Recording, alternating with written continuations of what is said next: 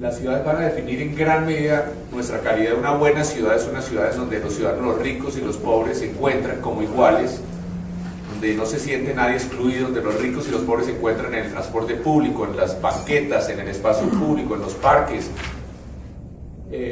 Pero lo interesante es que no es solamente para la calidad de vida, sino para el desarrollo económico. El desarrollo económico moderno más y más depende ya no del capital, sino de la gente, de la calidad de la gente. Entonces, una buena ciudad atrae y retiene gente. Yo ayer estaba en Los Mochis, por ejemplo. ¿Cuál es el peor problema que tienen Los Mochis? O cualquier ciudad pequeña en México o en el mundo. El peor problema que tiene Los Mochis es que los jóvenes más brillantes de Los Mochis, que vienen a estudiar a México, a Monterrey o a California, pues no vuelven a Los Mochis. Entonces, lo más crucial para que haya, y muchos jóvenes muy brillantes de Ciudad de México se van a vivir a Nueva York o a San Francisco. Entonces necesitamos competir. La futura, el principal factor es competir por la mejor gente. Y la mejor gente no es solamente el PhD, puede ser un plomero que sea muy especializado. Es decir, la mejor gente es aquella que puede darse el lujo de escoger dónde vivir. Y esa es gente por la que estamos compitiendo. Entonces, por eso digo que no hay nada más importante que hacer en nuestras ciudades. Una buena ciudad es una ventaja comparativa no imitable. Es decir, por ejemplo, si aquí en México mañana tienen un esquema muy interesante y muy maravilloso de fomentar las pequeñas empresas, pues en 2 meses nos lo podemos copiar en Colombia. Eso es muy fácil y de hecho nos copiamos siempre las políticas efectivas entre América Latina. Pero si tenemos una buena ciudad, eso sí no se puede copiar porque nos tomaría cientos de años rehacerla. Y a la vez, hacer una mala ciudad, una ciudad que no tiene parques, que no tiene calidad de vida, pues es una desventaja no solucionable. Es decir, tener una buena ciudad es una ventaja no imitable, no copiable, y tener una mala ciudad es una desventaja no solucionable. ¿Y por qué les hablo de todo esto? Podemos planear un sistema de transporte, a mí, digamos, me invitan con mucha frecuencia a trabajar en soluciones de transporte en muchas ciudades del mundo, pero yo les digo, miren señores, antes de decidir qué tipo de solución de transporte tenemos primero que tener claro qué tipo de ciudad queremos, porque el sistema de transporte es muy distinto si lo que queremos es una ciudad como Atlanta o como Houston, que si lo que queremos es una ciudad como Ámsterdam, ¿no es cierto? Totalmente distinto. Vale la pena recordar, por ejemplo, que Ámsterdam tiene un ingreso per cápita que es casi el doble del de Miami, ¿no? Ellos ven a los señores de Miami como unos pobretones, y sin embargo 40% de la población en Ámsterdam se moviliza en bicicleta. Entonces, primero, antes de poder proponer soluciones al transporte de Ciudad de México, lo que tenemos que tener claro es qué tipo de ciudad queremos, cuál es nuestro ideal, qué soñamos, con qué estamos soñando. Pero segundo, casi que diría yo, aún antes de proponer qué tipo de ciudad queremos, lo que tenemos que tener claro realmente es cómo queremos vivir, porque una ciudad es un medio para una manera de vivir. Cuando nosotros estamos diseñando una ciudad, no es en nuestro trabajo de ingeniería ni de arquitectura. Lo que estamos diseñando es una manera de vivir. ¿Cómo queremos vivir? ¿Qué tipo de vida queremos que nos va a hacer más felices? Entonces, todo esto tiene que ver primero con eso. Entonces, casi que gastarle 5 minutos a qué tipo de ciudad lo que nosotros propondríamos que es una buena ciudad. Entonces, una buena ciudad, nosotros tenemos ciertas necesidades como seres humanos. Nosotros necesitamos, por ejemplo, caminar. Los seres humanos somos peatones, así como las aves necesitan volar, o los peces nadar, o los venados corren, nosotros necesitamos caminar. No para sobrevivir, podríamos sobrevivir encerrados toda la vida en un apartamento. Y ahora con el internet vamos a encargar todo por internet y no salir nunca, pero queremos caminar es para ser felices. Entonces una buena ciudad, antes que nada, es una ciudad que es buena para caminar.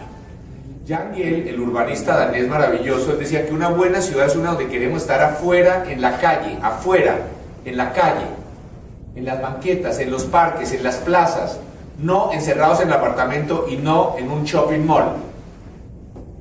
Cuando los centros comerciales, cuando los malls reemplazan al espacio público como lugar de encuentro, ese es un síntoma de que la ciudad está enferma.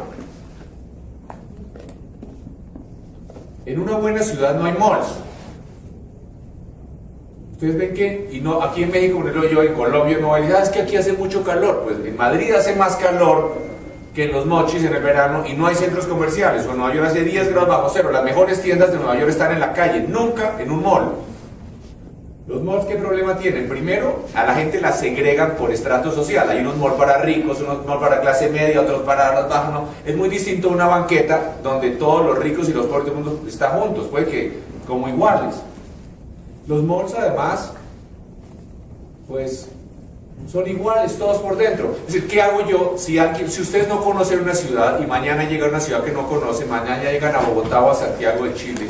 ¿Ustedes qué hacen? Uno le dice, alguien que llega al DF mañana dice, ¿dónde hay un sitio agradable para caminar y ver gente? Eso es lo que uno le pregunta al conserje del hotel, ¿no? Y si el conserje dice, no, vaya al mall, pues uno se va para atrás como Condorito, ¿no? Entonces, porque obviamente, ¿por qué? Porque todos los malls son iguales. La temperatura de los malls, por ejemplo, todas la mantienen igual, toda. No importa, uno no sabe si está en un invierno en Moscú o está en el verano en Culiacán, la temperatura es la misma.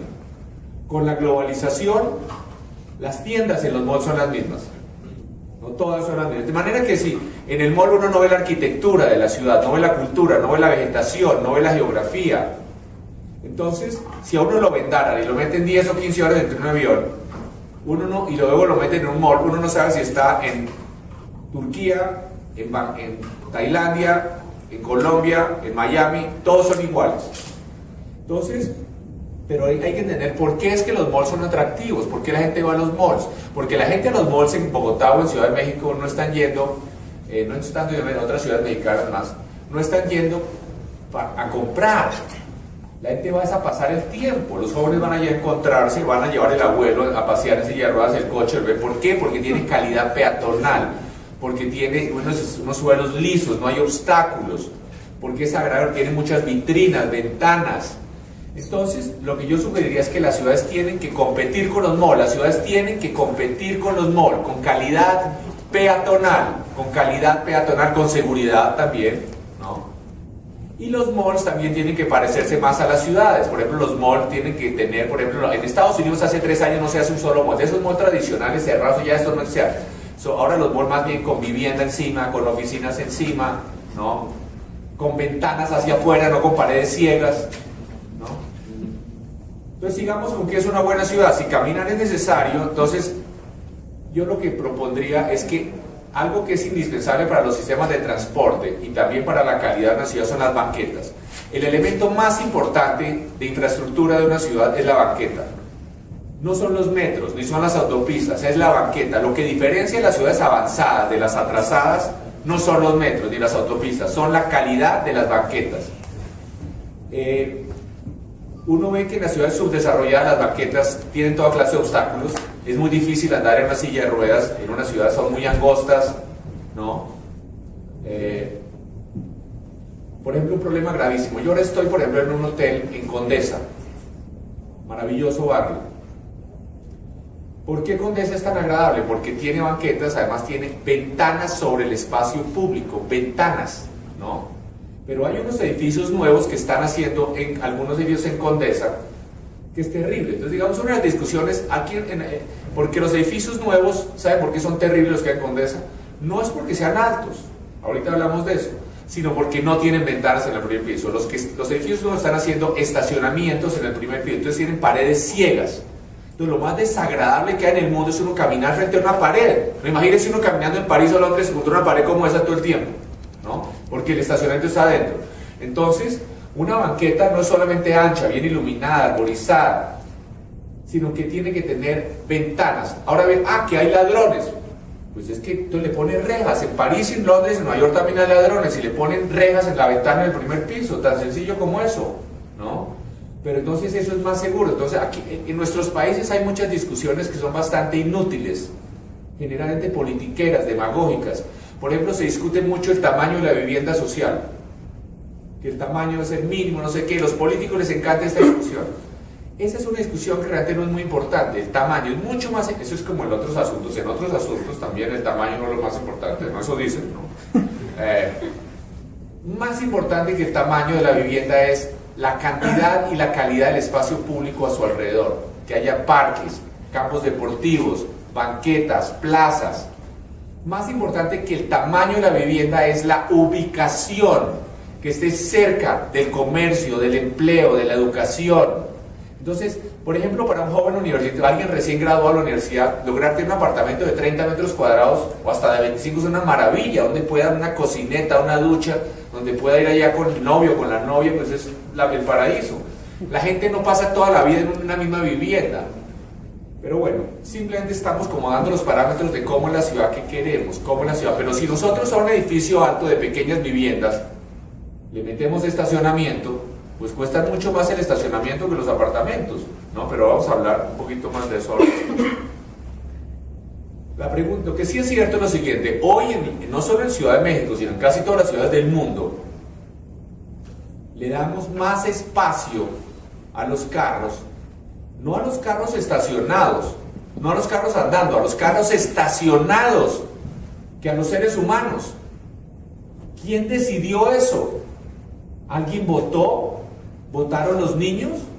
Recordemos que el espacio, mire, el recurso más valioso que tiene Ciudad de México, cualquier ciudad, es su espacio vial, el espacio entre los edificios. Aquí podríamos encontrar petróleo o diamantes bajo el suelo y no sería tan valioso como el espacio vial, el espacio. Entonces, y ese espacio, recordemos, le pertenece por igual a un ciudadano que no tiene carro o a un niño que al que tiene un carro de lujo. El que tiene un carro de lujo de $200,000 no tiene derecho a 1 centímetro más de espacio que el niño o el ciudadano que no tiene carro. Entonces, una de las preguntas más importantes urbanísticas, que tienen que ver con la ideología, con la filosofía, con la movilidad, con todo, yo diría que la pregunta más importante de todas es ¿cómo distribuimos el espacio vial? ¿Cómo distribuimos el espacio vial entre peatones, ciclistas, transporte público y tráfico mixto, automóviles particulares? Yo lo que sí quiero señalarles es que no hay una respuesta técnica, es un tema ideológico. Si por ejemplo en París o en Nueva York o en Ciudad de México hubiera más espacio para los carros, habría más carros, ¿no? Eso no significa que habría menos embotellamientos. Y si hubiera menos espacio, habría menos carros. Es una decisión política, ¿no? Recordemos una cosa: la Constitución mexicana, como todas las constituciones del mundo, tiene muchos derechos y páginas de derechos, sobre todo las constituciones del mundo en desarrollo. Mucho menos páginas de obligaciones, pero derechos son páginas y páginas de derechos. Pero aún así no está incluido el derecho al estacionamiento, ¿no? Entonces, si el alcalde decide ampliar la banqueta o hacer ciclorrutas o ¿cómo llaman? Ciclopistas o ciclovías, entonces los señores van a decir al alcalde: ¿y ahora dónde vamos a estacionar? Entonces el alcalde le puede decir, poner un poco groseramente, pues estacione donde le dé la gana, ¿no? Ese no es un problema mío. Es como si usted viene a preguntarme a mí dónde guarda su comida o su ropa. Ese es un problema privado, ese no es un problema del gobierno.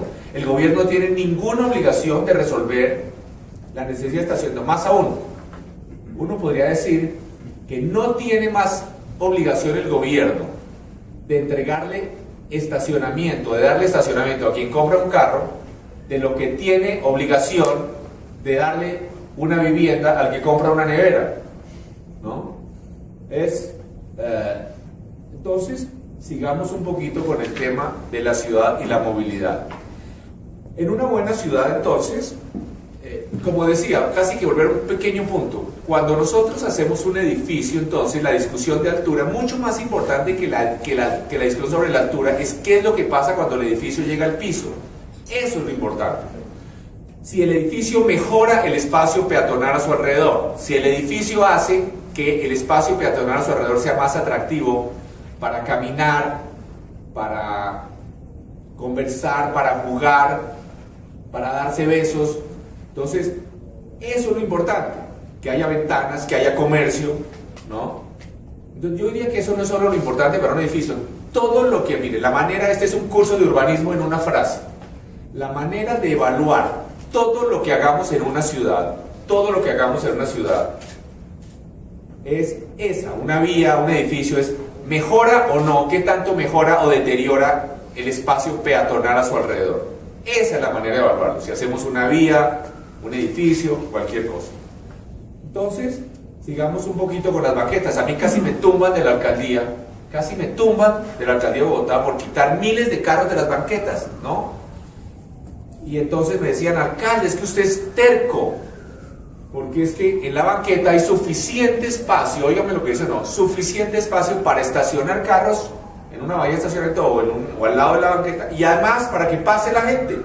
Entonces nos tocó hacer un comercial de televisión explicando, a uno le parece que las banquetas son parientes de las calles, por lo que viven juntas, ¿no? Pero en realidad las banquetas, a diferencia de las calles, no son para ir de un sitio al otro. Pueden servir para eso, pero las banquetas es para, como decíamos, para conversar, para jugar, para hacer negocios. Entonces las banquetas realmente son parientes cercanos es de los parques y de las plazas. Y es tan absurdo decir que una banqueta es suficientemente ancha y que uno puede tener carros estacionados al lado, como sería decir que uno puede volver el parque o la plaza principal de una ciudad, lo puede volver un estacionamiento al aire libre, siempre y cuando deje suficiente espacio entre los carros para que pase la gente, ¿no? Entonces aquí estamos hablando de cosas que se miden con el corazón, con el alma. Esto no es un tema de diseño, es más parecido al arte que a la ingeniería, ¿no? Recordemos, volvemos a insistir, ningún derecho en particular al estacionamiento. Entonces, es bien curioso, digamos, que un gobierno en un país en desarrollo decida darle un espacio importantísimo a la minoría que tiene carro, ¿no? La mayoría de los hogares aquí en Ciudad de México, con todo el que es muy rica, no tienen carro. ¿Y cómo es que le damos? Le damos mucho más espacio a los carros estacionados que a los seres humanos. Como vuelvo a decir, alguien votó, alguien decidió. Entonces, sigamos.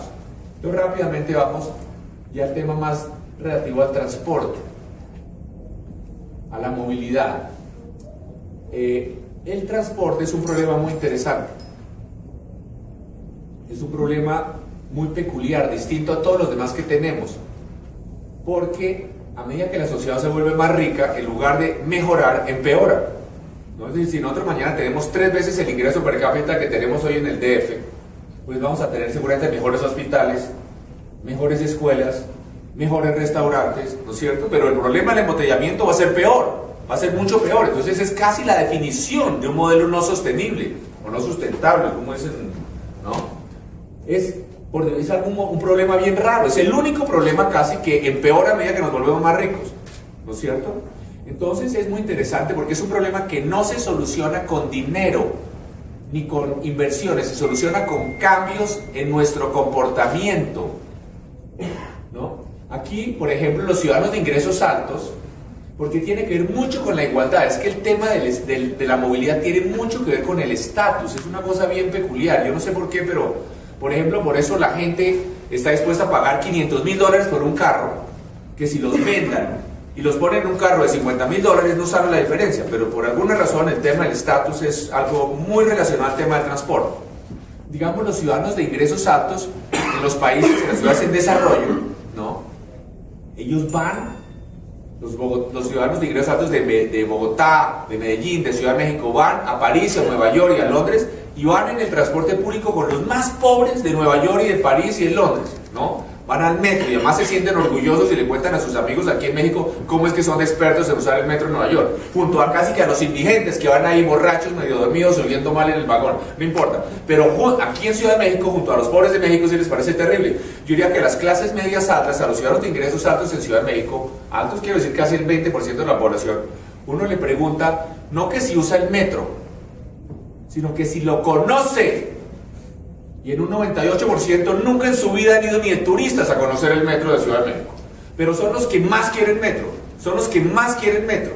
No porque tengan la más mínima intención de subirse al metro, no se les ha pasado por la mente, sino porque creen que van a echar a los demás ciudadanos de menor ingreso, a los que andan en los buses y demás, debajo de tierra, y así que ellos van a tener más espacio en la vía y van a resolver el tema de los embotellamientos. Entonces es importante entender una cosa que es bien curiosa también. Entremos al problema del transporte. Después vamos a llegar a lo que les voy a decir es que movilidad y embotellamientos son dos problemas distintos que se resuelven de manera distinta. Pero vamos a llegar a eso un poquito después. Lo que sí es claro, para comenzar, es que hacer más vías no resuelve los embotellamientos, hacer más vías. ¿No? Aquí hay un montón de cosas que son contraintuitivas. Aquí lo que vamos a hablar de un poco de cosas que son contraintuitivas. ¿Qué significa contraintuitiva? Hay cosas que le parecen a uno ser, ¿no? A uno le parece. Por ejemplo, a uno le parece que es el Sol el que da vueltas alrededor de la Tierra, ¿no? Yo jamás hubiera descubierto por mí mismo que era la Tierra la que da vueltas, no menos mal que hay unos sabios por allá que descubrieron, pero yo jamás hubiera descubierto. Entonces a uno le parece. Entonces, de la misma manera a uno le parece cuando está en un embotellamiento que hacer vías más grandes resuelven el problema de los embotellamientos, ¿no? Aparentemente es eso. Pero nunca ninguna ciudad del mundo ha resuelto los embotellamientos haciendo más vías. En los Estados Unidos, que tienen autopistas enormes por todos lados, cada año son peores los embotellamientos. ¿Por qué? Por lo siguiente, porque lo que genera los embotellamientos no es el número de carros, es el número de viajes y lo largo de los viajes. Un ejemplo concreto: 10 carros que recorren 1 kilómetro cada uno generan el mismo embotellamiento o el mismo tráfico que un carro que recorre 10 kilómetros. ¿Estamos de acuerdo? La ocupación viene la misma, ¿no es cierto? Entonces, ¿qué pasa? Cuando hacemos vías más grandes, o un segundo piso, un tercero, un quinto piso, lo que pasa es que la gente hace viajes más largos y hace más viajes. Y entonces inicialmente se alivia el embotellamiento, pero entonces las empresas empiezan a llevar sus oficinas más lejos, la gente se va a vivir más lejos, y 5 años después, o de pronto a veces nada, porque inclusive el segundo piso acá se embotelló el primer día, pero normalmente, inicialmente se alivia el embotellamiento un poco, y unos pocos años después el problema es el mismo, ¿no es cierto? Por lo que decimos. Entonces, en el mundo eso ya es un cuento viejo. Hacer vías más grandes en las ciudades no resuelve los embotellamientos. Más aún, hay un problema gravísimo. Hacer autopistas urbanas destruye la ciudad. Las autopistas urbanas son como un río venenoso, como si fuera un río de gas sarin, ¿no? Los seres humanos no pueden estar al lado de ellas, no pueden atravesarlas, desvalorizan todo a su alrededor, son como la lepra. Bueno, eso de todo lo alrededor de esas autopistas se desvaloriza, ¿no? Especialmente para vivienda, puede que para tener bodegas industriales y eso, pero para los seres humanos. Entonces, y lo más asombroso es que son lo más antidemocrático del universo. Uno tiene autopistas urbanas en el DF donde no permiten el transporte público, es completamente chiflado, es como el mundo al revés, ¿no? Su uso, ¿no? En las autopistas urbanas las hacen para los carros y no permiten que vaya el transporte público en ellas, ¿no? Entonces, pero miren, entonces claramente una ciudad necesita vías grandes. Una ciudad de 20 millones de habitantes necesita vías grandes. Pero ¿cuáles vías grandes? Lo que vamos a aprender, aquí vamos a hacer es avenidas. Fíjese que las autopistas de ciudades del DF desvalorizan todo. ¿Quién quiere vivir junto a una autopista de esas? ¿No? Nadie. Eso desvaloriza todo, es horrible. En cambio, una avenida como Paseo de la Reforma, ¿no?, hace todo lo contrario. Por ejemplo, los Campos Elíseos en París es uno de los espacios peatonales más atractivos del mundo, ¿no es cierto? Millones de turistas van a los Campos Elíseos y no es una vía peatonal, tiene 10 carriles para carros, 10 carriles para carros. Pero ¿cuál es la diferencia con una autopista?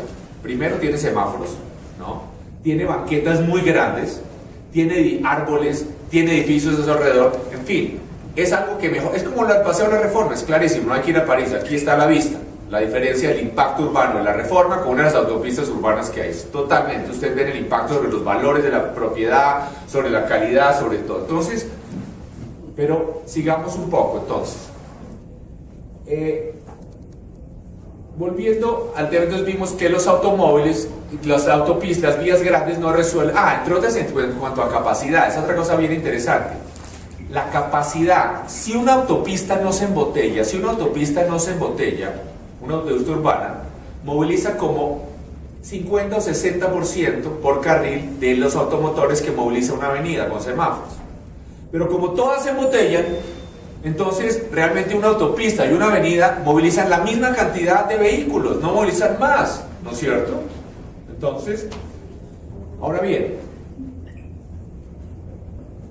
5 minutos, voy a correr, porque ya voy a terminar.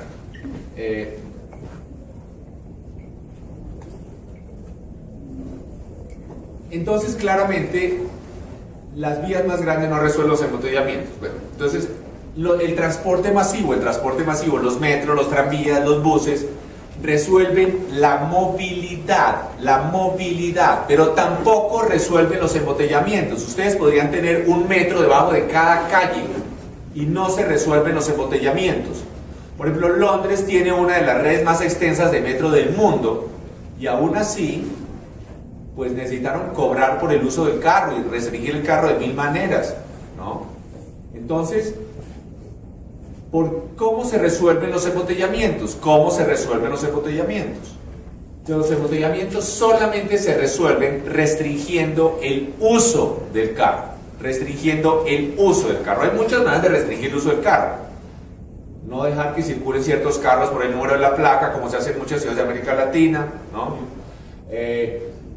Por ejemplo, el congestion charging, cobrar por ir a ciertas zonas de la ciudad, como se hace en Londres, en Estocolmo, en Singapur, en algunas ciudades. Pero la manera más obvia de restringir el uso del carro es restringiendo el estacionamiento. Más estacionamiento, más embotellamiento. Primero que todo, entonces, para que la gente utilice el transporte público se necesitan dos cosas. Es como cualquier proceso de educación, necesita zanahoria y garrote. Se necesita que el transporte público sea bueno, pero se necesita que haya restricciones al uso del carro. ¿Por qué la gente usa el transporte público en Londres, en Nueva York, en París? ¿Es porque aman el transporte público? No, es porque les toca. Porque hay restricciones, o porque es demasiado caro, o porque es demasiado lento, o porque no hay dónde estacionar. Sobre todo porque no hay dónde estacionar. Entonces, por ejemplo, ya es bien conocido, y aquí es lo que les han repartido, por ejemplo, que en el centro de Londres, los edificios del centro de Londres desde hace más de 40 años, no se permite que tengan estacionamiento. Por ejemplo, estos edificios famosos que están en el papelito que le repartieron ahí, el Gherkin, el Shard, la torre más alta de Europa, que tiene como 10.000 personas que trabajan ahí, y tiene 40 estacionamientos, ¿no? Pero ¿por qué es que restringen el estacionamiento en Londres? ¿Porque no quieren a los que tienen carro, o odian a los de carros o algo? No, es para que haya menos embotellamientos, para que es todo lo contrario, es para que los carros circulen mejor, para que funcione mejor. Entonces, y rápidamente termino, ¿cuál transporte masivo? ¿Cuál transporte masivo? Miren, Ciudad de México tiene miles de kilómetros. Yo creo que Ciudad de México debe tener por ahí unos 50 o 60.000 kilómetros de vía carril. ¿Aló? ¿No? Es mi cálculo estimado y yo no creo que esté muy equivocado. Entonces, a veces las injusticias, tenemos las injusticias delante de nuestras narices y no nos damos cuenta de ellas porque estamos tan acostumbrados. Mire, hace menos de 90 años las mujeres no podían votar, pero no en México o en Colombia, en Inglaterra o en Francia o en Estados Unidos no podían votar las mujeres. Y no eran los nazis que pensaban que no debían votar, no, eran los poetas, eran los artistas, era todo el mundo. A todo el mundo le parecía lo más normal del mundo. Y si alguien decía que las mujeres debían votar, la gente era como una risita burlona, ¿no? Era algo como ridículo que las mujeres fueran a votar. Y esto se hace 90 años. ¿Por qué dio ese ejemplo? Porque yo diría que claramente si nosotros tener un bus embotellado en tráfico es tan injusto y tan absurdo y tan aberrante como que las mujeres no puedan votar. Porque claramente sí, es cierto, como dice el primer artículo de la Constitución mexicana, que todos los ciudadanos son iguales, pues claramente un bus con 80 pasajeros tiene derecho a 80 veces más espacio en la vía que un carro. Entonces, no se necesita tampoco ningún PhD de MIT o de Harvard. Un comité de niños de 12 años se da cuenta en 20 minutos que la manera más eficiente de utilizar el espacio vial escaso es con carriles exclusivos para bus. Y en las autopistas en Ciudad de México debería haber carriles exclusivos para bus, ¿no? ¿Por qué no se hace eso tan obvio desde el punto de vista democrático y técnico? Porque la minoría que tiene poder en la sociedad, ¿no? La minoría de ingresos más altos no le da la gana, pero eso es completamente irracional técnicamente y antidemocrático. Si la Constitución se cumpliera en lo más mínimo, en eso de que los ciudadanos son iguales o que el interés general prevalece sobre el particular, no. Los ciudadanos de ingresos altos lo que quieren es férreos, sistemas de trenes. Además porque eso les parece sexy, porque es nuevo, entonces el tranvía. Entonces aquí les encantan los tranvías, ¿no? El tranvía, ¿por qué usan tranvías? ¿Por qué están poniendo tranvías en las ciudades de Estados Unidos? Porque resulta que los buses tienen mala imagen. Eso es para los pobres, para los mexicanos, para los colombianos, para los negros. Y entonces si queremos que el yuppie, que ande en un BMW, ande en el transporte público, tenemos que poner el tranvía. Es un juguete bonito, que hace menos que un bus y cuesta el doble. Pero eso nos parece sexy, ¿no? Miren, en el año 1940, y obviamente a mí me encantan los tranvías también, por supuesto, nada en contra, pero simplemente tenemos que tener claro que no hace nada distinto de un bus, al revés, hace mucho menos y cuesta el doble. Y no solo la inversión, sino la operación, ¿no? Entonces tenemos muchas otras necesidades. Y volvemos al tema, ¿por qué enterrar a los usuarios de transporte público bajo tierra como ratas? ¿No? Pues obviamente si tenemos toda clase de líneas de metro, maravilloso, pero antes de hacer la línea de metro debemos utilizar toda la red vial democráticamente, comenzando por las autopistas. Deben tener sistemas de carriles exclusivos para bus. Y lo mismo las ciclorrutas, y termino ya para que no me regañe Bernardo.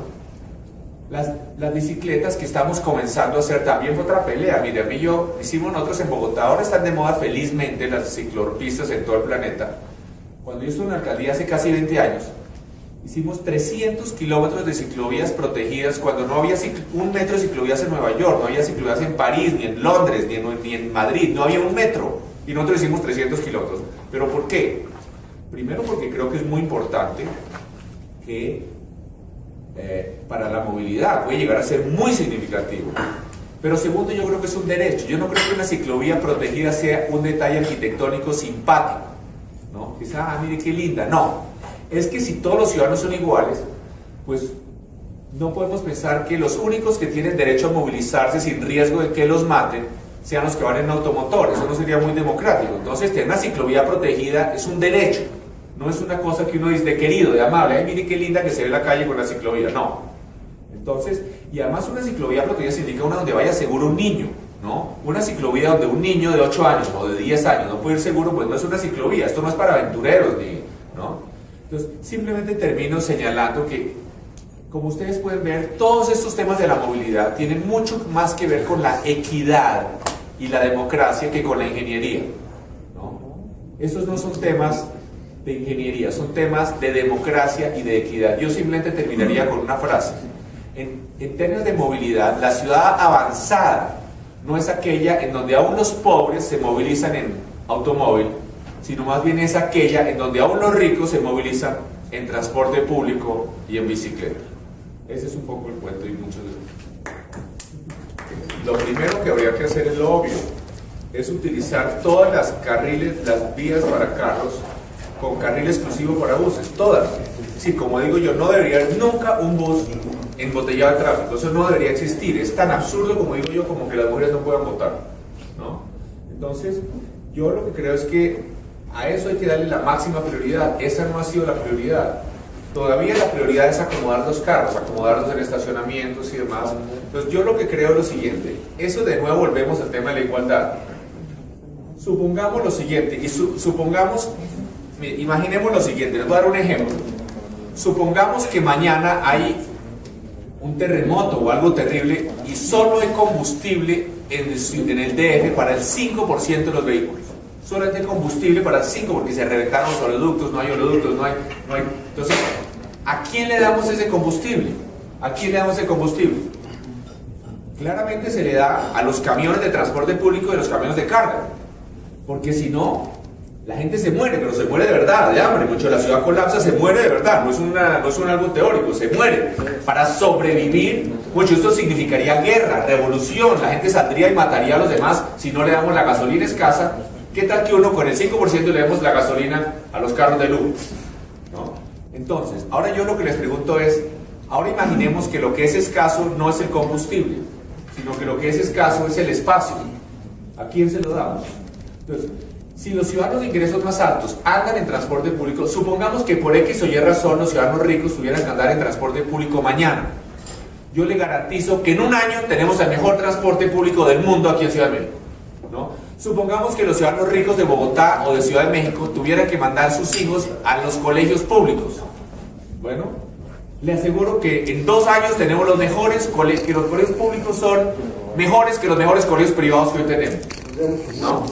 Entonces, ¿qué pasa? Ese también es yo creo que cuando usted me dice que ese es el típico argumento en que la gente dice que no uso transporte público porque es muy malo. Yo creo que no es tan malo para comenzar. De hecho, la mayoría de los ciudadanos lo usa todos los días. Pero además de eso, en la medida que los ciudadanos de ingresos más altos, que son los que tienen el poder político, lo tengan que usar, pues se va a mejorar cada vez más y más y más, porque ellos son los que tienen el poder político para lograr que se mejore.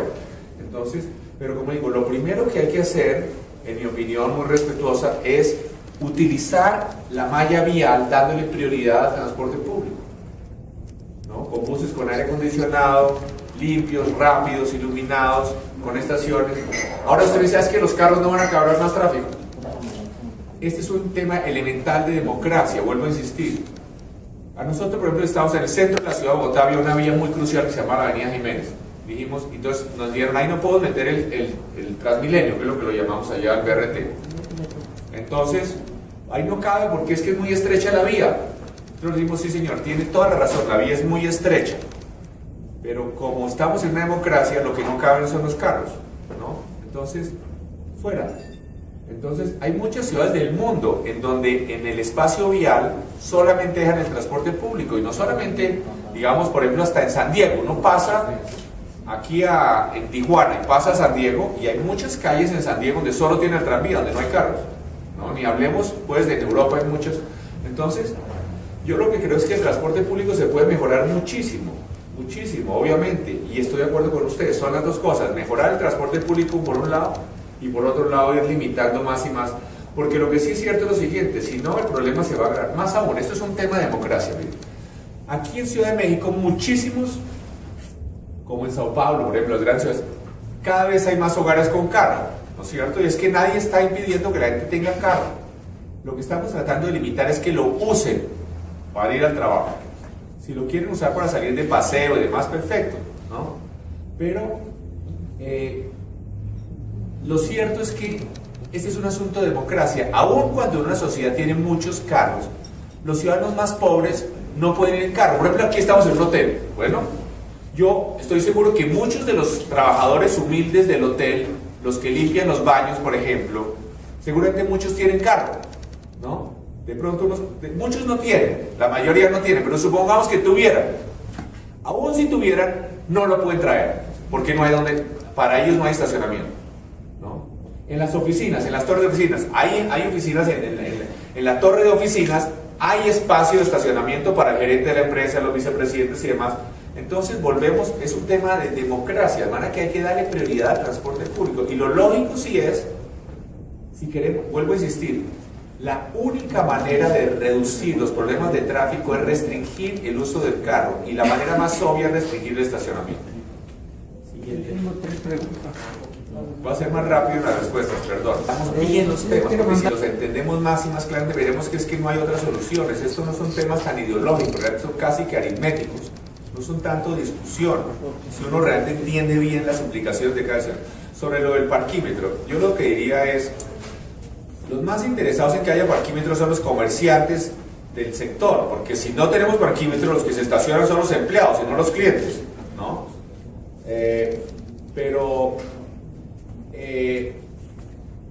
O a la gente que vive en el sector y demás, y lo que nosotros queremos es que sea una cosa que rota, eso le sirve a los negocios del sector. Pero lo que yo sí diría, para mí obviamente lo que yo preferiría es eliminarlo y hacer una banqueta más ancha y eliminar el estacionamiento, pero lo que sí creo es que como generalmente sus contratos se hacen con los concesionarios privados que organizan el parqueo, lo que yo sí dejaría muy claro es una cláusula de que si mañana, dentro de un año, 2, 5, 10, el gobierno quiere ampliar la banqueta y eliminar parte de lo que ellos tienen como concesión de estacionamiento, que no haya que indemnizarlos, pues, y que quede claro que no van a poder pleitear, hacer un pleito legal contra el gobierno porque les había dado en concesión la vía por 20 años, y entonces que quede clara en las cláusulas del contrato que en cualquier momento la municipalidad puede ampliar la banqueta y quitar una calle, o 2, o 3, o 10 de la concesión. Sobre la voluntad política, mire, ese es un tema que yo no puedo entrar a discutir. Lo que yo sí creo que es que en la medida en que tengamos más y más claro qué es lo que queremos, es que no tenemos muy claro qué queremos, como digo, más muchas de estas discusiones, como les decía, son muy contraintuitivas, entonces son muy difíciles, más difíciles aún, porque, pero yo creo que a medida que tengamos más la mayoría, si yo encuentro a alguien en la calle y le pregunto, ¿cuál es su vivienda ideal? Te aseguro que todo el mundo me dice exactamente cómo la vivienda, de qué tamaño, de qué altura los techos, de qué color, si tiene tapete o tiene madera en el piso, todo me lo dice. Pero si yo le pregunto cómo es su ciudad ideal, ¿no? De qué ha hecho las banquetas, si vamos a mezclar comercio con lo residencial, de qué altura son los edificios, no le hemos dedicado mucho tiempo y tal vez pasamos, como le decía, más tiempo en la ciudad que la vivienda. ¿Y de las motos? Las motos. Ese es un tema que, digamos, yo ayer estuve en Los Mochis, como le decía, Yo decía, pero esto ¿por qué no está lleno de motos? Es perfecto. En todo el mundo, digamos, uno va, en el Asia está lleno de motos, solamente en China, que no son muy demócratas, entonces las prohibieron. Entonces en China no hay motos porque las prohibieron. Allá es más fácil el problema, prohibir las motos. En Colombia, los señores de los sectores ricos de Colombia tienen toda clase de prohibiciones a las motos, ¿no? Entonces hay unos días, entonces inventan que como hay crímenes que se cometen desde las motos, entonces que no permiten que las motos vayan con lo que llaman parrillero, con pasajero, ¿no? Entonces yo digo, es el mismo cuento que ustedes saben, aquí en México es el mismo cuento de la historia del sofá, ¿no? Que un marido llega y encuentra que la esposa está haciendo infiel en el sofá, ¿no? Entonces se pone furioso y va y vende el sofá, ¿no? Entonces, el punto no es la moto, ¿no? Pero lo que quiero decir es que a los ciudadanos de ingresos altos les molestan muchísimo las motos, ¿no? Porque además las motos sí cometen toda clase de salvajadas y violan las normas. La tasa de mortalidad en las motos en Colombia está disparada. Y yo no entiendo por qué en México, que el clima es el clima ideal, llueve mucho menos que en Colombia, llueve menos que en el Asia, es caliente, ¿por qué no hay más motos? Pero yo sospecho y me temo que va a haber cada vez más. Van a llegar más y más y más motos. Pero eso está bien para la movilidad. No, a mí no me gustan las motos, yo creo que es malo, pero ¿cómo se restringe? Lo que yo sí quiero señalar es que no es democrático restringir las motos simplemente poniéndole las mismas restricciones que le ponemos a los carros. Lo que sí tienen que hacer las motos es que no pueden ni circular por los espacios peatonales, ni por las banquetas, ni estacionarse en las banquetas, ni violar las normas de tránsito. Entonces lo que yo creo que tenemos que hacer con relación a las motos es desde el principio ser muy estrictos y no permitir que las motos violen las normas del tránsito y especialmente que no utilicen los espacios peatonales para circular, ni las ciclovías, ni nada de eso. Pero mi sospecha de hay ciudades, hay terribles donde no, pero eso de nuevo es un problema. Si no tenemos buen transporte público, habrá más motos. Es una correlación directa, tenemos que tener, miren. Y la realidad es que en el mundo entero otra cosa que está pasando es la siguiente. Claramente usar un carro tiene toda clase de costos sociales. No solamente mata gente, contamina, genera tráfico. Entonces lo lógico en el mundo entero, lo que se está adoptando en el mundo entero, es cobrar más y más por el uso del carro, ¿no? Y subsidiar con ese dinero un mejor transporte público, de más calidad y más barato. Es como lo lógico. Y yo quiero volver aquí a hacer énfasis en un punto. Aquí estamos hablando de restringir el uso del carro, no la tenencia, no la tenencia. Por eso yo incluso no cobraría impuestos altos a la venta de carros, ni siquiera cobraría impuestos de esos anuales que se tienen a los carros, o muy poco. Yo lo que cobraría es por el uso. Impuestos a los combustibles altos, por ejemplo, un impuesto muy alto a los combustibles, porque ahí se está cobrando es por el uso. Impuestos al estacionamiento, impuestos de diferentes tipos. Es muy importante entender la diferencia. Lo que nosotros queremos desestimular no es la tenencia del carro, para que no peleemos con los fabricantes de carros, sino el uso, para que lo usemos para cosas realmente interesantes.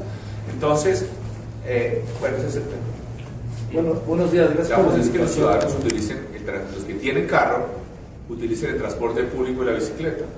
Es la única manera, es decir, porque de otra manera no podemos hacer todas las inversiones del mundo, todas las líneas de metro del mundo, pero si los que tienen carro no las van a usar, si usamos los sistemas, los metrobús, entonces yo lo que creo es que, y por eso todos los cambios de comportamiento con los niños, ¿cómo logra usted? Es con zanahoria y garrote. Yo al niño le digo, si usted se comporta de esta manera, además le doy premio, chocolate, regalos, salida al cine, y si no, castigo, ¿no? Un poquito las dos cosas.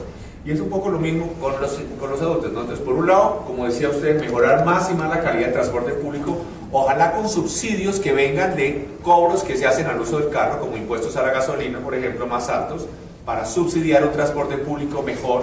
En Londres, por ejemplo, todo lo que se recauda con el cobro por congestión se destina a mejorar la calidad del servicio de bus. Entonces, tener un sistema de transporte público cada vez mejor y más barato.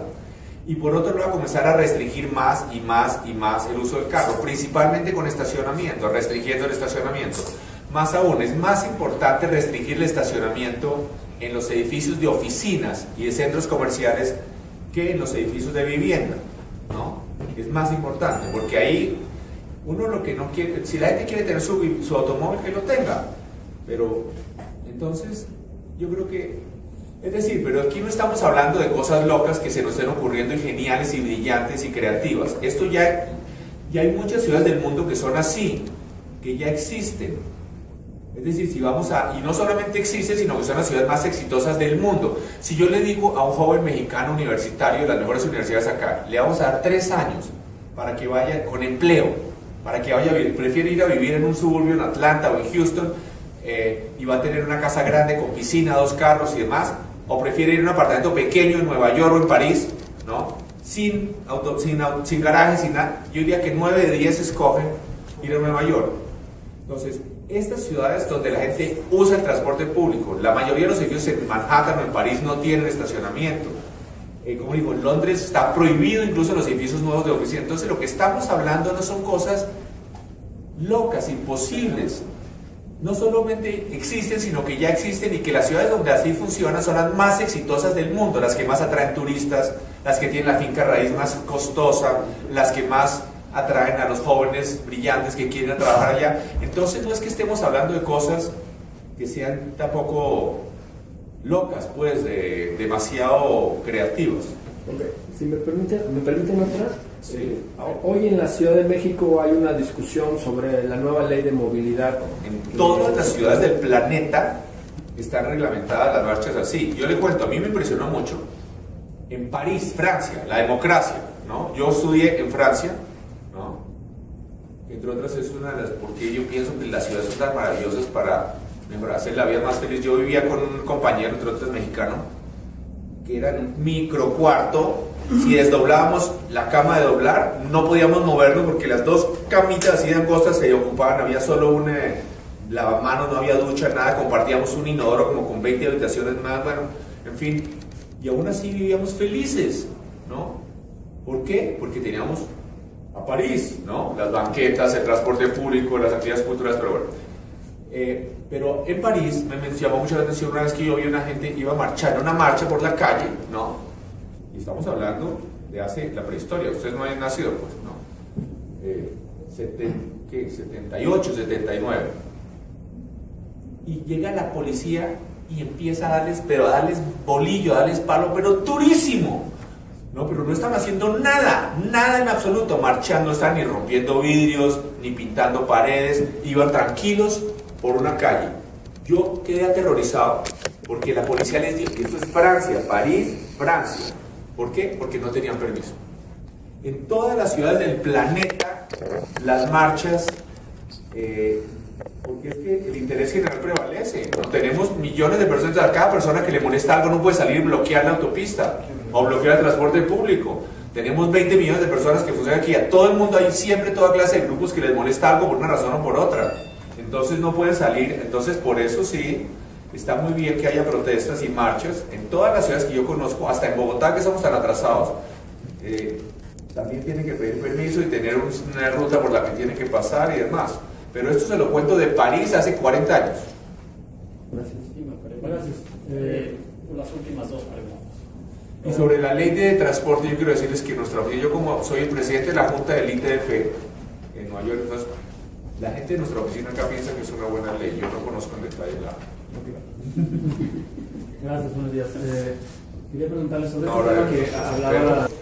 Lo siguiente, primero, mire, nosotros tuvimos ciudades solamente para los seres humanos por 5.000 años, desde que existen ciudades, ¿no? Y eran solo para los peatones, para los niños, ¿no? De repente aparecieron los carros y sacaron a la gente. Miren las cifras, hay un libro maravilloso que se llama de Peter Norton, que no es que sea conceptual, pero las estadísticas, en donde mostraba, por ejemplo, en Estados Unidos en 1900 nadie murió atropellado por un carro, nadie, ¿no? Porque no había carros todavía. Pero solo 20 años después, ¿no?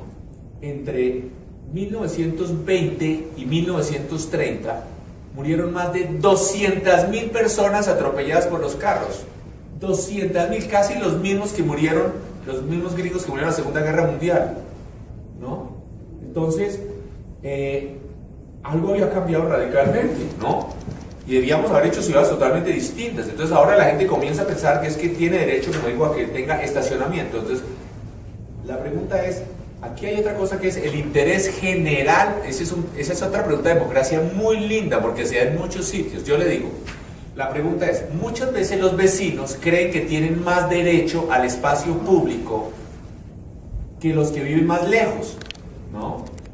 Yo no creo que eso es democrático. Por ejemplo, yo tuve unas peleas cuando fui alcalde porque muchos vecinos habían cerrado parques, ¿no? Parques públicos, los encierran, que por la seguridad no sé qué, porque son delitos que ellos los cuidaban y demás, no. Supongamos que solamente una vez al año una niña de una empleada de servicio doméstico de un barrio iba a ir a ese parque y no puede hacerlo. Solamente por eso, si sea una vez cada 10 años, no puede haberse cerrado, porque es un parque público. Por ejemplo, yo le hago una pregunta. Los señores del Central Park, un apartamento frente al Central Park y en los grandes millonarios, pues un apartamento eso vale 30 millones de dólares, ¿no? ¿Tienen más derecho al Central Park que el pobre que vive en el Bronx? ¿No? Yo no creo que tienen exactamente el mismo derecho. Entonces, los señores vecinos a veces sienten que tienen derecho y no quieren permitir que se hagan banquetas más anchas o ciclovías, pero es que ellos no son los dueños de ese espacio público, aunque quede junto a la casa, ellos tienen tanto derecho. Entonces son decisiones de país. Es lo mismo que si hacemos una carretera de aquí a Oaxaca. Bueno, no es el municipio el que decide, la carretera de aquí a Oaxaca debe pasar por 200 municipios para llegar de aquí a Oaxaca. Y no es que tenemos que preguntarle a cada municipio si puedo hacer la carretera o hay que dar la vuelta, además, no. Tiene que ir la carretera porque es un proyecto de interés de la nación mexicana. De la misma manera, el uso del espacio público aquí no lo deciden los vecinos.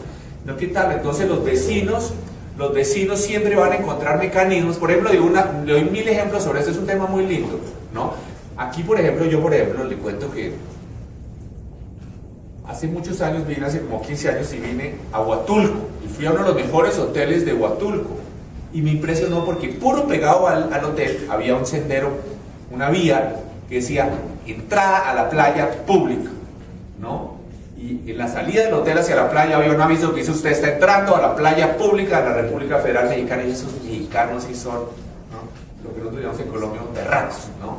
Eso sí, la democracia funcionando en la Revolución Mexicana. Pero ahora cuando oigo, por ejemplo, hace 3 días estaba en Cancún, veo que ahí es imposible que los pobres entren a la playa de Cancún, se inventaron, entonces, ¿eso es democrático? ¿No? Pues yo personalmente no pienso que eso es muy democrático, es más democrático. Entonces, mire, esa es una pelea. Mire, yo iba a hacer una pelea, le cuento una última historia, un ejemplo, es muy interesante, es una pelea, una discusión muy linda, ¿no? Cuando yo fui alcalde, dije que íbamos a convertir el club más exclusivo de golf de Colombia, donde están la élite de la élite de la élite, los más poderosos, los más ricos, los más aristocráticos, en un parque público. Choque eléctrico, ¿no? Porque iba a ser un parque público. Y lo más interesante era esto: los vecinos, muchos vecinos, que no eran ni socios del club, ¿no? Entonces no querían, porque obviamente era más elegante ser vecinos del club, que por ahí iban a comenzar a pasar gente pobre para ir al parque y demás, y eso, que no sé qué, ¿no? Bastante torpe, porque los parques en todas partes hacen lo contrario, valorizan, ¿no? Como el Central Park. Pero en todo caso, esa es una discusión que yo sí claramente creo. Aquí podemos decidir democráticamente en el consejo, ¿cómo llaman aquí? El cabildo, en la asamblea legislativa del DF, cómo utilizamos el espacio vial, ¿no? Si queremos dejar carros estacionados en vez de dar banquetas más amplias, bueno, en fin. Yo personalmente puedo pensar distinto, pero esa es la democracia. Aquí la democracia mexicana decide cómo quiere usar ese espacio. Pero lo que sí es clarísimo es que los vecinos no pueden decidir cómo es que se usa ese espacio vial, ¿no? Eso sí es totalmente antidemocrático, porque si no, los vecinos de sectores de ingresos altos siempre van a inventarse toda clase de restricciones a la peatonalización de espacios donde quieren que no pasen pobres por ahí. Por ejemplo, yo creo que, por ejemplo, de las cosas más lindas de la democracia son los sistemas BRT, porque es muy distinto cuando uno entierra los usuarios de transporte público bajo tierra. Eso puede que sea útil o bueno como movilidad, pero simbólicamente no es nada. Pero cuando los carros costosos están embotellados y el bus pasa a toda velocidad al lado, es casi una foto de la democracia en funcionamiento, ¿no? Eso de verdad muestra que el interés general prevalece sobre el partido. Es que democracia no es solo que la gente vote, democracia es que se cumpla la Constitución. Y vuelvo a insistir, el artículo más importante de la Constitución es que los ciudadanos son iguales y que el interés general prevalece. Las ciclovías también, yo diría que las ciclovías son la mitad importantes porque protegen al ciclista. La otra mitad es porque elevan el estatus social del ciclista, porque muestran que un ciudadano, una bicicleta de $30 es igualmente importante uno que un carro de $30.000. Entonces muchas veces a los ciudadanos les da pena, ¿no? Incluso usar la bicicleta porque es casi ser la prueba de que uno es el fracasado mayor, ¿no? Pero ya, entonces toca poco a poco aumentarles el estatus. Entonces yo sí creo que lo que se ha venido haciendo aquí es clarísimo: mejorar banquetas, mejorar hacer ciclovías, hacer sistemas de BRT como Metrobús. Todo eso es maravilloso y va claramente. El indicador común de todo eso, como usted señala, no es un tema de urbanismo, es un tema de democracia y de equidad. Y yo sí creo que claramente cada vez hay más claridad sobre eso. ¿Hay alguna comparativa entre lo que se avanza en Colombia y acá? ¿Qué comparativa? Hay cosas donde se avanza acá y otras no, en fin, eso. Todavía nosotros tenemos un poco más de ciclorrutas y eso, pero eso ahí vamos siempre en estos países, dos pasos adelante y uno atrás, y vamos poquito a poco. ¿Me permiten? Bueno, yo lo que creería es que las limitaciones a los autos por antigüedad deben ser un criterio técnico, es decir, por más que los autos viejos sean de los más pobres, yo me imagino que hay un punto en donde los técnicos, y yo no soy uno, pueden decir, a partir de cierta antigüedad un carro comienza a hacerle daño a la salud pública.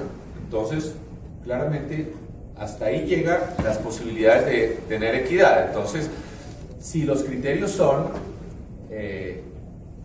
ese tema de la salud pública, pues me parece que se justifica que se limite la circulación de vehículos de cierta antigüedad o de cierto número de kilómetros, o lo miden, pues en otras partes pues le miden cuáles sus gastos, si son más altos no puede circular más, en fin, tienen su permiso de...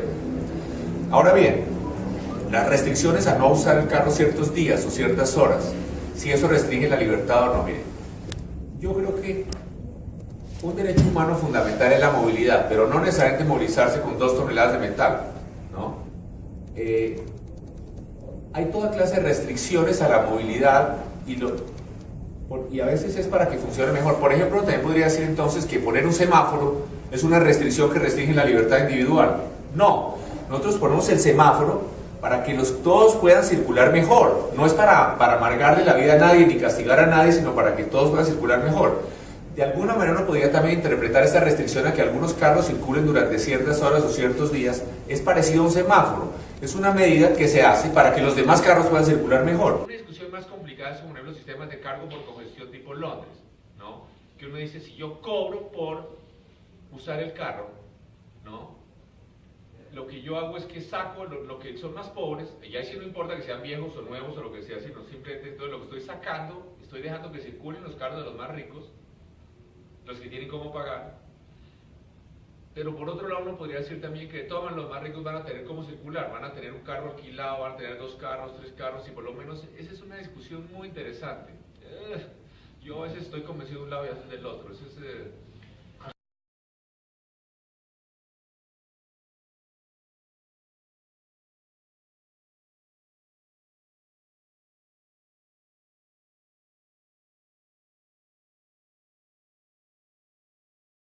Las ciudades van a definir en gran medida nuestra calidad. Una buena ciudad es una ciudad en donde los ciudadanos, los ricos y los pobres se encuentran como iguales, donde no se siente nadie excluido, donde los ricos y los pobres se encuentran en el transporte público, en las banquetas, en el espacio público, en los parques. Pero lo interesante es que no es solamente para la calidad de vida, sino para el desarrollo económico. El desarrollo económico moderno más y más depende ya no del capital, sino de la gente, de la calidad de la gente. Entonces, una buena ciudad atrae y retiene gente. Yo ayer estaba en Los Mochis, por ejemplo. ¿Cuál es el peor problema que tiene Los Mochis? O cualquier ciudad pequeña en México o en el mundo. El peor problema que tiene Los Mochis es que los jóvenes más brillantes de Los Mochis, que vienen a estudiar a México, a Monterrey o a California, pues no vuelven a Los Mochis. Entonces, lo más crucial para que haya, y muchos jóvenes muy brillantes de Ciudad de México se van a vivir a Nueva York o a San Francisco. Entonces necesitamos competir. La futura, el principal factor es competir por la mejor gente. Y la mejor gente no solamente el PhD, puede ser un plomero que sea muy especializado. Es decir, la mejor gente es aquella que puede darse el lujo de escoger dónde vivir. Y esa es gente por la que estamos compitiendo. Entonces, por eso digo que no hay nada más importante que hacer en nuestras ciudades. Una buena ciudad es una ventaja comparativa no imitable. Es decir, por ejemplo, si aquí en México mañana tienen un esquema muy interesante y muy maravilloso de fomentar las pequeñas empresas, pues en 2 meses nos lo podemos copiar en Colombia. Eso es muy fácil y de hecho nos copiamos siempre las políticas efectivas entre América Latina. Pero si tenemos una buena ciudad, eso sí no se puede copiar porque nos tomaría cientos de años rehacerla. Y a la vez, hacer una mala ciudad, una ciudad que no tiene parques, que no tiene calidad de vida, pues es una desventaja no solucionable. Es decir, tener una buena ciudad, uno ve que en las ciudades subdesarrolladas las banquetas tienen toda clase de obstáculos. Es muy difícil andar en una silla de ruedas, en una ciudad son muy angostas, ¿no? Por ejemplo, un problema gravísimo. Yo ahora estoy, por ejemplo, en un hotel en Condesa, maravilloso barrio. ¿Por qué Condesa es tan agradable? Porque tiene banquetas, además tiene ventanas sobre el espacio público, ventanas, ¿no? Pero hay unos edificios nuevos que están haciendo, en algunos edificios en Condesa, que es terrible. Entonces, digamos, una de las discusiones aquí, porque los edificios nuevos, ¿saben por qué son terribles los que hay en Condesa? No es porque sean altos, ahorita hablamos de eso, sino porque no tienen ventanas en el primer piso. Los edificios nuevos están haciendo estacionamientos en el primer piso, entonces tienen paredes ciegas. Entonces, lo más desagradable que hay en el mundo es uno caminar frente a una pared. Imagínense uno caminando en París o Londres y encuentra una pared como esa todo el tiempo, ¿no? Porque el estacionamiento está adentro. Entonces, una banqueta no es solamente ancha, bien iluminada, arborizada, sino que tiene que tener ventanas. Ahora ven, que hay ladrones. Pues es que tú le pones rejas. En París, en Londres, en Nueva York también hay ladrones y le ponen rejas en la ventana del primer piso, tan sencillo como eso, ¿no? Pero entonces eso es más seguro. Entonces aquí en nuestros países hay muchas discusiones que son bastante inútiles, generalmente politiqueras, demagógicas. Por ejemplo, se discute mucho el tamaño de la vivienda social, que el tamaño debe ser mínimo, no sé qué. Los políticos les encanta esta discusión. Esa es una discusión que realmente no es muy importante. El tamaño es mucho más, eso es como en otros asuntos. En otros asuntos también el tamaño no es lo más importante, ¿no? Eso dicen, ¿no? Más importante que el tamaño de la vivienda es la cantidad y la calidad del espacio público a su alrededor. Que haya parques, campos deportivos, banquetas, plazas. Más importante que el tamaño de la vivienda es la ubicación, que esté cerca de cerrados toda la vida en un apartamento.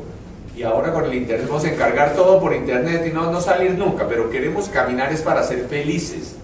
Entonces una buena ciudad, antes que nada, es una ciudad que es buena para caminar.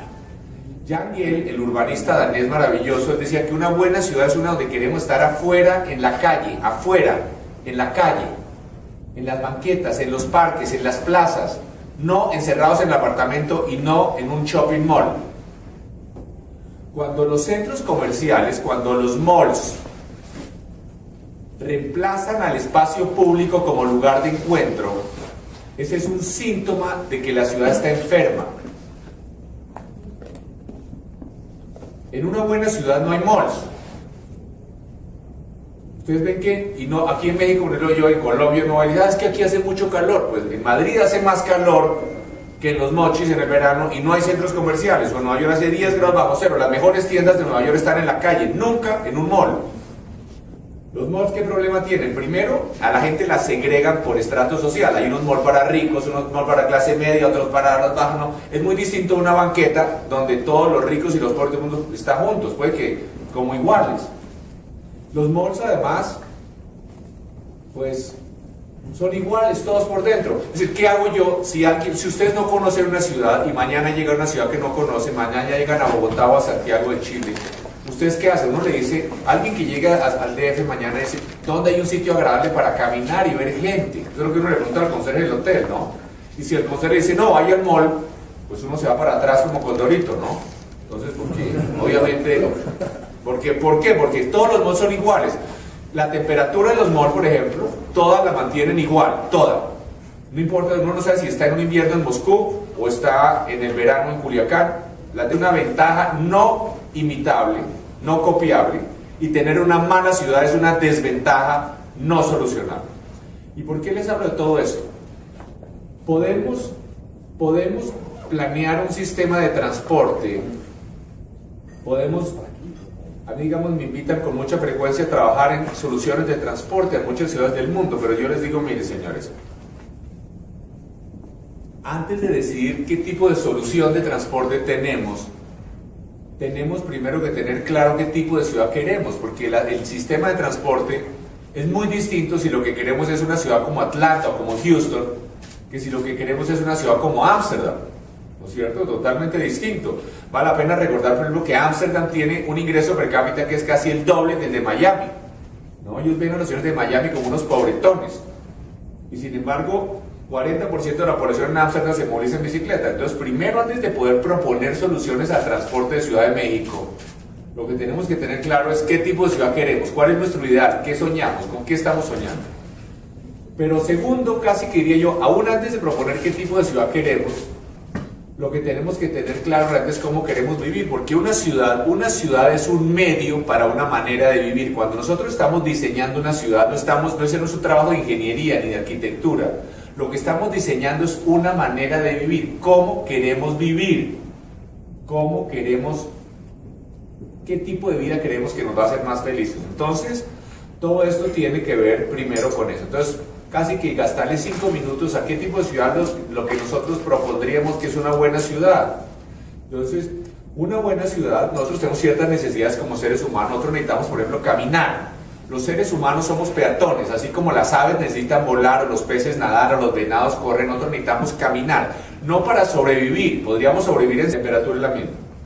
Con la globalización, las tiendas en los malls son las mismas, no todas son las mismas, de manera que si en el mall uno no ve la arquitectura de la ciudad, no ve la cultura, no ve la vegetación, no ve la geografía, entonces si a uno lo vendaran y lo meten 10 o 15 horas dentro de un avión, y luego lo meten en un mall, uno no sabe si está en Turquía, en Tailandia, en Colombia, en Miami, todos son iguales. Entonces, pero hay que entender por qué es que los malls son atractivos, por qué la gente va a los malls. Porque la gente a los malls en Bogotá o en Ciudad de México no están yendo, no están yendo en otras ciudades mexicanas más, no están yendo a comprar. La gente va a pasar el tiempo, los jóvenes van allá a encontrarse, van a llevar el abuelo a pasear en silla de ruedas, el coche, el bebé. ¿Por qué? Porque tiene calidad peatonal, porque tiene unos suelos lisos, no hay obstáculos, porque es agradable, tiene muchas vitrinas, ventanas. Entonces, lo que yo sugeriría es que las ciudades tienen que competir con los malls, las ciudades tienen que competir con los malls, con calidad peatonal, con seguridad también, ¿no? Y los malls también tienen que parecerse más a las ciudades. Por ejemplo, los malls tienen que tener, por ejemplo, en Estados Unidos hace 3 años no se hace un solo mall. De esos malls tradicionales cerrados ya esto no se hace. Ahora los malls más bien con vivienda encima, con oficinas encima, ¿no? Con ventanas hacia afuera, no con paredes ciegas, ¿no? Entonces sigamos con qué es una buena ciudad. Si caminar es necesario, entonces yo lo que propondría es que algo que es indispensable para los sistemas de transporte y también para la calidad de una ciudad son las banquetas. El elemento más importante de infraestructura de una ciudad es la banqueta. No son los metros, ni son las autopistas, es la banqueta. Lo que diferencia las ciudades avanzadas de las atrasadas no son los metros ni las autopistas, son la calidad de las banquetas.